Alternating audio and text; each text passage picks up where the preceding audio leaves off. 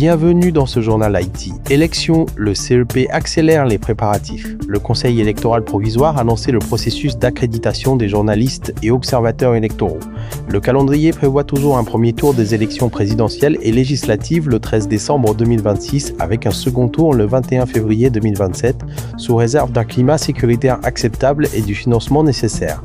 Sécurité et changement au sein de la PNH. Plusieurs changements dans l'état-major policier, notamment la prise de fonction de Fernel Saint-Hill à la DCPA.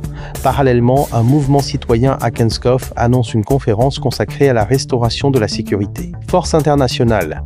Nouveau contingent dans l'Artibonite. Le Nouvelliste fait état du déploiement d'un contingent sri-lankais de la force de répression des gangs dans l'Artibonite. Cette région reste stratégique compte tenu de l'expansion de la violence hors de la capitale.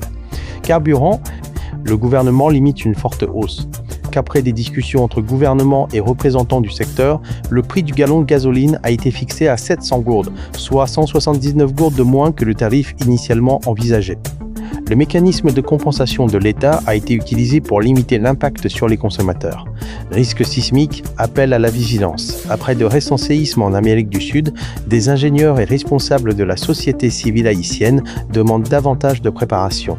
TPS, nouvelle mobilisation aux États-Unis. Le maire de New York, Zoran Mamdani, demande à l'administration Trump de rétablir le TPS pour les Haïtiens. Le dossier demeure particulièrement sensible pour la diaspora et pour Haïti en raison du risque de retour forcé. Éducation. Le ministère de l'Éducation prépare la rentrée 2026-2027 en mettant l'accent sur la réforme curriculaire et la modernisation des écoles.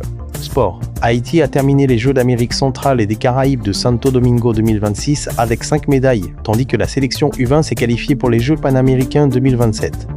Colombie, lourd bilan après un puissant séisme. Les autorités colombiennes poursuivent les recherches après un tremblement de terre qui a fait 111 morts, selon les informations relayées par le Nouvelliste. Haïti a officiellement exprimé sa solidarité avec la Colombie.